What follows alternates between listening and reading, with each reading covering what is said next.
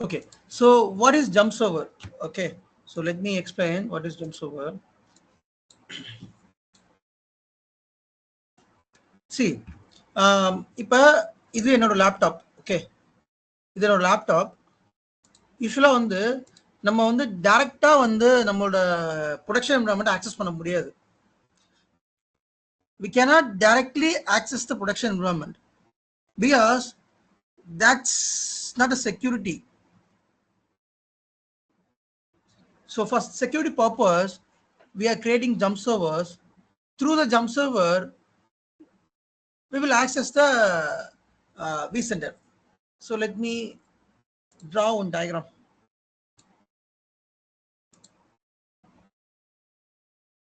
So this is my laptop. This is my laptop.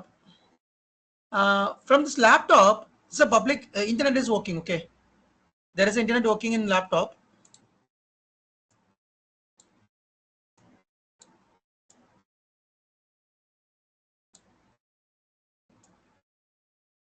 So there is internet. So internet is working. It's a public internet. So internet is working. In my laptop, I cannot access the vCenter from my browser. So how do we access the vCenter? In browser, we will enter the vCenter IP address. So vCenter IP address வந்து நம்ம browserல போடுவோம்.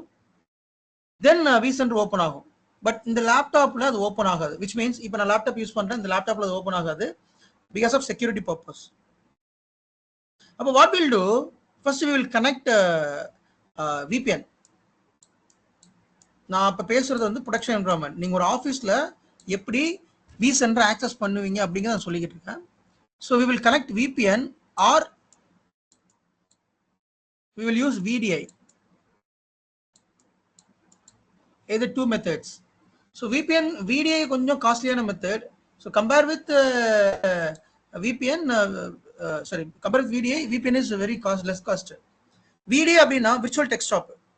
Virtual desktop அப்படின்னா என் laptop இருக்குது, இந்த லேப்டாப்ல ஒரு desktop வந்துடும். அது உள்ளதான் போயிட்டு நான் வந்து which means இருக்கும், அந்த ஐக்கான் நீங்க கிளிக் பண்ணீங்கன்னா மறுபடியும் ஒரு டெஸ்க்டாப் ஓப்பன் ஆகும். ஸோ ஒரு டெஸ்க்டாப் ஓப்பன் ஆகும். இந்த டெஸ்க்டாப்ல ப்ரௌசர் இருக்கும். இந்த ப்ரௌசர்ல நீங்க vCenter ஆக்சஸ் பண்ணணும். சரி, இது பேர் VDI. இந்த VDI வந்து சிட்ரிக்ஸ் அப்படிங்கிற ஒரு கம்பெனி கொடுக்குறான். அப்புறம் VMware Horizon அப்படிங்கிற ஒரு ப்ராடக்ட் இருக்குது, Horizon இந்த VDIல. ஸோ இது என்னன்னா செக்யூரிட்டி பர்பஸ், நம்ம டேட்டா வந்து பிரீச் ஆகக்கூடாது அப்படிங்கிறத கொடுத்துருக்கோம். ஸோ இது ஒரு டைப், இந்த VDI ஒரு டைப். தென் அதுக்கடுத்து இந்த VDI வந்து எல்லா இடத்துலையும் யாரும் பண்ணோம். இப்போ என்னோட ஆஃபீஸ்லாம் பார்த்தீங்கன்னா VDI கிடையாது, நாங்கள் VPN தான் யூஸ் பண்ணுறோம். So what we will do, VPNல நிறைய 2-3 VPN இருக்குது. ஒன்று சிஸ்கோ AnyConnect ஒரு VPN இருக்குது, சிஸ்கோ கம்பெனியோட VPN இருக்குது, சிஸ்கோ AnyConnect. நோட் பண்ணிக்கோங்க. சிஸ்கோ AnyConnect இருக்குது. தென் இன்னொன்று வந்து குளோபல் ப்ரொடக்ட் இருக்குது, குளோபல் ப்ரொடக்ட் இருக்குது. அப்புறம் 40 கிளைண்ட்னு ஒன்று இருக்குது, 40 நெட்டோட 40 கிளைண்ட். ஸோ இதெல்லாமே வந்து மோஸ்ட் காமனா எல்லா கார்பரேட் கம்பெனிலும் யூஸ் பண்ற VPNs. Cisco AnyConnect, global product, 40 client. So என்னோட லேப்டாப்ல நான் என்ன பண்ணுவேன், அந்த VPN ஃபார் எக்ஸாம்பிள் சிஸ்கோ AnyConnectனா அந்த VPN கனெக்ட் பண்ணுவேன். அந்த VPN கனெக்ட் பண்றப்ப எனக்கு யூசர் நேம் பாஸ்வேர்டு கேட்கும். Okay, then user name password கொடுத்தோன்னா அதை ஆத்தென்டிகேட் பண்ணும். யூசர் நேம் பாஸ்வேர்டு கரெக்டாக இருந்தால் அது அலோவ் பண்ணி கனெக்ட் ஆயிரும். ஒன்ஸ் VPN கனெக்ட் ஆனதுக்கு அப்புறமா தென் first I will take jump server. என்னோட லேப்டாப்ல இருந்து நான் MSTSC போட்டு ஜம்ப் சர்வர் IP கொடுப்பேன்.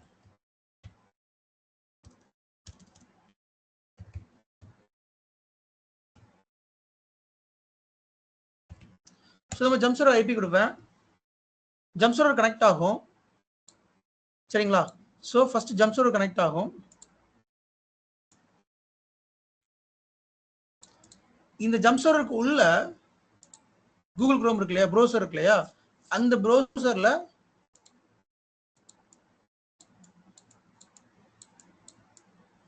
அந்த ப்ரௌசர்ல I will open vCenter. So mostly நீங்க கார்பரேட்ல ஒர்க் பண்ணீங்கன்னா இந்த ப்ராசஸ் தான் இருக்கும். இஃப் சப்போஸ் நீங்க ஒர்க் பண்ணல அப்படின்னா தெரிஞ்சுக்கோங்க. லேப்டாப்ல டைரக்டா நம்ம vCenter ஆக்சஸ் பண்ண மாட்டோம். அது ப்ராக்டிக்கலா பாசிபிளும் கிடையாது. ஸோ செக்யூரிட்டி பர்பஸ்க்காக நம்ம ஒன்று விபிஎன் கனெக்ட் பண்ணுவோம் அல்லது விடிஐ கனெக்ட் பண்ணுவோம். விபிஎன் கனெக்ட் பண்றோம்னா சிஸ்கோ எனிக்னைட் ஆர் ஏதோ குளோபல் ஏதோ கனெக்ட் பண்றோம். கனெக்ட் பண்ணிட்டு தென் ஜம்ப்சர்வர் ஐபியை நம்ம லேப்டாப்ல இருந்து போடுறோம். ஜம்ப்சர்வர் ஓப்பன் ஆகும். தென் இந்த vCenter ஆக்சஸ் ஆகும். இப்போ நீங்க ஒரு கொஸ்டின் கேட்கலாம், how the vCenter working in jump server? எப்படி இந்த ஜம்ப்சர்வர்ல மட்டும் இந்த vCenter ஒர்க் ஆகுது, என்னோட லேப்டாப்ல அது ஒர்க் ஆகல அப்படின்னா, there is a firewall rule enable.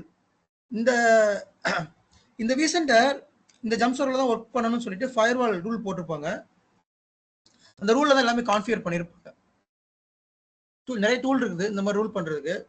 So அந்த ரூல்ல வந்துட்டு இந்த பர்டிகுலர் vCenter வந்து இந்த ஜம்ப்சர்வர் மூலமா தான் கனெக்ட் பண்ணணும். For example, I have a different vCenters. என்கிட்ட 10 vCenter இருக்குது. 10 vCenter, 2 vCenter வந்து சென்னை லொகேஷன்ல இருக்குது, 2 vCenter வந்து மும்பை லொகேஷன்ல இருக்குது, 2 vCenter வந்து நொய்டா லொகேஷன்ல இருக்குது, இந்த 2 vCenter 4 vCenter வந்து பெங்களூர் லொகேஷன் இருக்குது அப்படின்னா, ஸோ மோஸ்ட்லி இது எல்லாத்துக்கும் தனித்தனி சென்னைக்கு ஒரு தனி ஜம்ப் சர்வர், பெங்களூருக்கு ஒரு தனி ஜம்ப் சர்வர், நொய்டாக்கு ஒரு தனி ஜம்ப் சர்வர், மும்பைக்கு ஒரு தனி ஜம்ப் சர்வர் இருக்கும். அப்ப நீங்க இதோட ஐபி, இந்த ஜம்ப் சர்வரோட ஐபி வந்து 192.168.2.10 இருக்கு அப்படின்னா, இதோட ஐபி 2.11 இருக்கும், இது 12 இருக்கும், 13 இருக்கும். இப்போ நீங்க வந்து பெங்களூர் vCenter நீங்க வந்து ஆக்சஸ் பண்ணணும் அப்படின்னா, you will have to access the Bangalore jump server. நீங்க மும்பை vCenter ஆக்சஸ் பண்ணணும் அப்படின்னா, you will have to access Mumbai jump server. ஏன் அப்படின்னா, அந்த பர்டிகுலர் கன்சர்ன் லொகேஷனுக்கு கன்சர்ன் ஜம்ப் சர்வர் மட்டும் தான் ஆக்சஸ் கொடுத்துருப்பாங்க. வேற நீங்க வந்து பெங்களூர் ஜம்ப் சர்வர் ஆக்சஸ் பண்ணிட்டு அங்க வந்து மும்பையில இருக்கிற vCenter ஐபி போட்டீங்கன்னா ஒர்க் ஆகாது, ஏன்னா அங்க ஆக்சஸ் இருக்காது. ஓகேங்களா? ஸோ ஜம்ப் சர்வர் இந்த பர்டிகுலர் ஜம்ப் சர்வருக்கு மட்டும் தான் ஆக்சஸ் கொடுத்துருப்பாங்க, அது மூலமா தான் நீங்க ஆக்சஸ் பண்ணணும். இப்போ கமிங் டு த பாயிண்ட், இப்போ ஒரு ஐஎஸ்ஓ இமேஜ் வந்து நீங்க வந்து அப்லோட் பண்றீங்க, டேட்டா ஸ்டோர்ல அப்லோட் பண்றீங்க அப்படின்னா, ஜம்ப் ஸ்டோர்ல ஃபர்ஸ்ட் டவுன்லோட் பண்ணுவோம். ஜம்ப் ஸ்டோர்ல எப்பவுமே இன்டர்நெட் ஆக்சஸ் இருக்கும். அப்படி ஆக்சஸ் இல்லாட்டி ஃபயர்வால் டீம் வந்து பிளாக் பண்ணி வச்சிருப்பாங்க. நீங்க டெம்பரரியா ஆக்சஸ் வாங்கிக்கலாம்.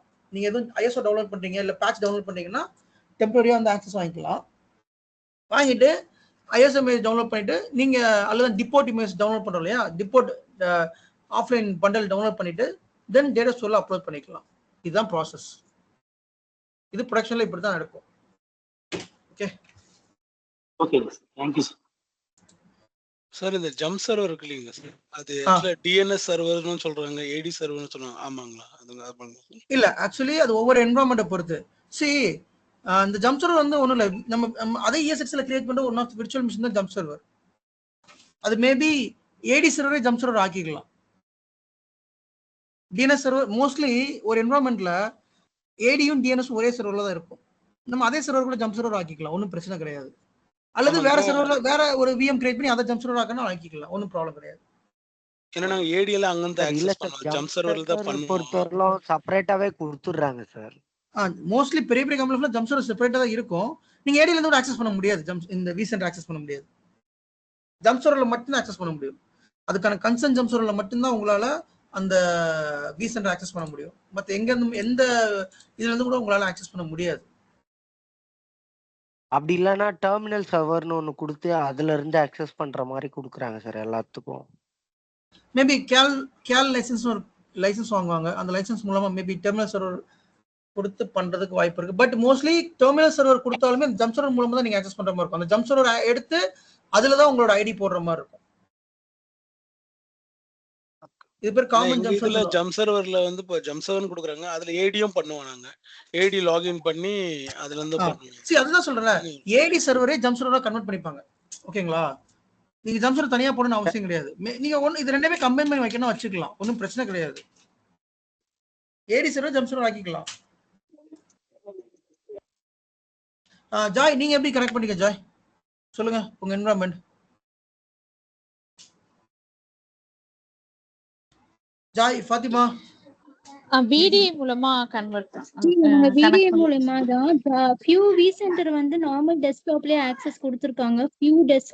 few VCக்கு வந்து அதாவது ஜம்ப் சர்வர் கொடுத்துருப்பாங்க. லைக் ஆனா எங்களுக்கு இப்போ பெங்களூர் பாம்பே இல்ல தனித்தனியா அந்த மாதிரி எதுவுமே இல்ல. ஓகே 2 ஜம்ப் சர்வர் கொடுத்துருக்காங்க. அதுல நாங்க வந்து மோஸ்ட் ஆக்சஸ் பண்ணிடுவோம். என்னன்னா ஐஎல்ஓக்கு மட்டும் வந்து ஐட்ராக்கோ ஐஎல்ஓவும் வந்துட்டு இந்த ஜம்ப் சர்வர்ல ஆக்சஸ் ஆகலைன்னா ஆர்டிபி மூலியமா இன்னும் வேற ஒரு 2-3 ஜம்ப் சர்வர் வச்சு ஆர்டிபி பண்ணி அதுல இருந்து எடுத்துக்கிற மாதிரி வச்சிருக்காங்க ஜி. ஓகே நீங்க VPN கனெக்ட் பண்றீங்களா இல்ல VDA கனெக்ட் பண்றீங்களா? அது எப்படி டிஃபரன்ஷியேட் பண்றது எனக்கு தெரியல. ஆனா நான் நார்மலா லாகின் பண்ணதுக்கு அப்புறமா மோஸ்ட்லி எல்லா உள்ள கம்பெனிலும் VPN தான் சார். சம்டைம்ஸ் VDA கனெக்ட் பண்றதுக்கே VPN கனெக்ட் பண்ணாதான் ஒர்க்கே ஆகும். என்னோட என்விரான்மெண்ட்ல வந்து பாத்தீங்கன்னா வந்து குளோபல் ப்ரொடெக்ட் VPN இருக்கு. ஸோ என்னோட சிஸ்டம்ல எது ஆக்சஸ் பண்ணணும்னா ஃபர்ஸ்ட் வந்து குளோபல் ப்ரொடெக்ட் கனெக்ட் பண்ணாதான் அதுக்கப்புறம் நான் என்னோட என்விரான்மெண்ட் கம்பெனி என்விரான்மெண்ட் ஒர்க் பண்ண முடியும். ஆமா, அதுக்கப்புறம் தான் வந்து எங்களுக்கு வந்து பாத்தீங்கன்னா சர்வர்லாம் எடுக்கிறதுக்கு வந்து RDM மேனேஜர் டெஸ்க்டாப் மேனேஜர் வச்சிருக்கோம். ஸோ அதுல வந்து எல்லா இதுவும் வந்து நாங்க வச்சிருப்போம். RDG ஃபைலாம் சேவ் பண்ணி வச்சிருக்கோம். என்னென்ன சர்வர்லாம் கனெக்ட் பண்ணுமோ அதை நாங்க அப்படியே RDG மார்னிங் செக்ஸ்க்கு தனியாக ஒரு ஃபைல் வச்சிருக்கோம். ஸோ அதை ஓப்பன் பண்ணோம்னா அதுல மார்னிங் செக்ஸ் எந்தெந்த கம்ப்யூட்டர்லாம் எந்தெந்த சர்வர்லாம் செக் பண்ணுமோ அதை நாங்க எடுத்து பார்ப்போம். ஸோ அதுல அந்த மிஷின் எல்லாமே வந்து VM தான் ரன் ஆகுது சர்வர்ல. எங்களுக்குமே நீங்க செக் பண்றீங்கன்னா டெய்லியும் வந்து அது ஒர்க்கிங்ல இருக்கா அப்படின்னு செக் பண்ணுவீங்க பிங் பண்ணி, அப்படிதானே? என்ன ஜி? செக் மார்னிங் செக்ஸ் வந்து ஒண்ணு இல்ல ஜி. RDP எடுக்கிறீங்கன்னா டெய்லி அது ஒர்க்கிங்ல இருக்கான்னு செக் பண்ணுங்க. மார்னிங் செக்ஸ் வந்து எப்படின்னா மார்னிங் வந்து நம்ம vCenterலாம் அக்சஸ் பண்ண முடியுதா, vCenterல வந்து என்ன அலர்ட் ட்ரிகர் ஆயிருக்கு, என்ன அலாம் ட்ரிகர் ஆயிருக்கு, இதெல்லாம் செக் பண்ணுவோம். அது போக வந்து பேக்கப் வந்து எவ்வளவு ரன் ஆயிருக்குன்றது பார்ப்போம். என்னென்ன பேக்கப் ரன் ஆயிட்டு இருக்கு, எந்தெந்த சர்வர்ல ரன் ஆயிட்டு இருக்குன்றது ஜஸ்ட் வந்து மார்னிங் வந்ததும் நாங்க அதெல்லாம் ஸ்கிரீன்ஷாட் பண்ணி எங்க டிஸ்ட்ரிபியூஷன் லிஸ்ட்ல இருக்கிற இமெயில்ஸ்க்கு வந்து அனுப்பிச்சு விட்டுருவோம். ஸோ அவங்க மேல பார்த்துட்டு அது இது பண்ணுவாங்க. எல்லாமே ஓகேவான்னு பார்ப்போம். இவ்வளவுதான் நாங்க பண்றோம். VPN குளோபல் ப்ரொடெக்ட் மட்டும் தான் யூஸ் பண்றீங்களா? ஆமா, குளோபல் ப்ரொடெக்ட் மட்டும் தான் யூஸ் பண்றோம். லேப்டாப் லாகின் பண்றதுக்கு வந்து ட்ரெலிக்ஸ்னு சொல்லிட்டு வச்சிருக்காங்க. அது ஏதோ ஏவின்னு சொல்றாங்க, பட் தெரியல. என்ன ப்ரோ, பல்ஸ் செக்யூரா? ட்ரெலிக்ஸ்னு ஒன்னு வச்சிருக்காங்க லேப்டாப் லாகின் பண்றதுக்கு. ஓ ஃபெலிக்ஸ். ஓ பூட் ஆவறதுக்கே ஃபெலிக்ஸ் சொல்லிட்டு எப்படி நீங்க ஓபன் பண்றீங்க உங்க என்விரான்மென்ட்ல? MDM சொல்றீங்க நீங்க. MDM நீங்க பாஸ்வேர்ட் என்டர் பண்ணாதான் பூட் ஆயிட்டு போயிட்டு லாகின்லயே நிக்கும். ஆமா கரெக்ட். அதுதான் அது வந்து MDM பிட்லாக்கர் மாதிரி. சரி, இவரு ஃபர்ஸ்ட்ல MDM சொல்றாரு சார். ஓகே.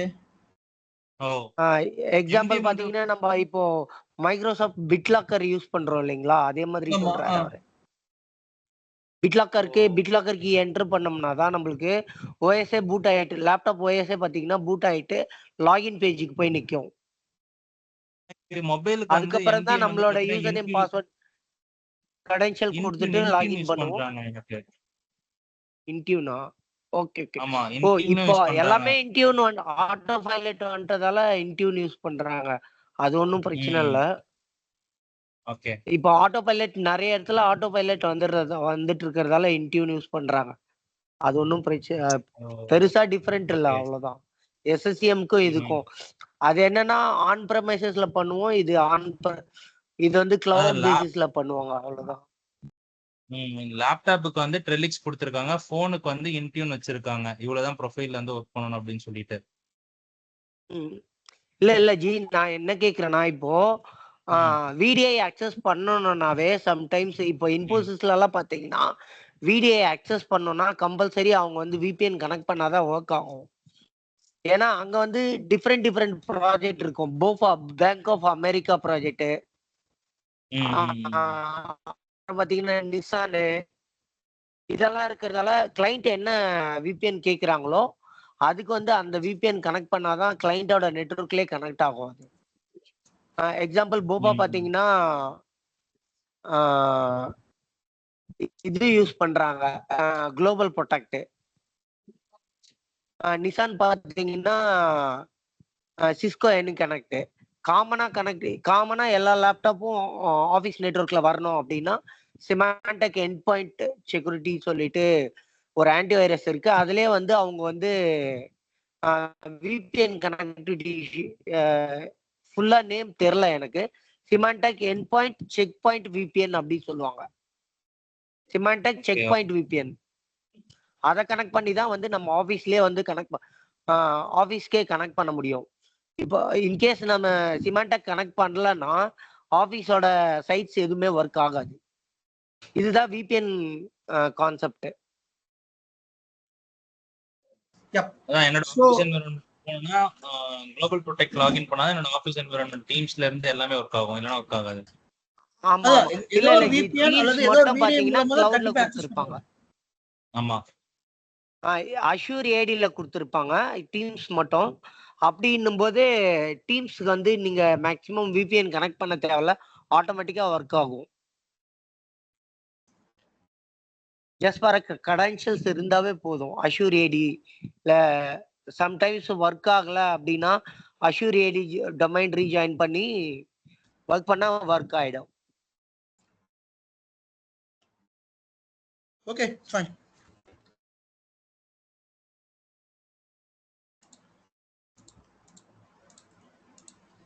So next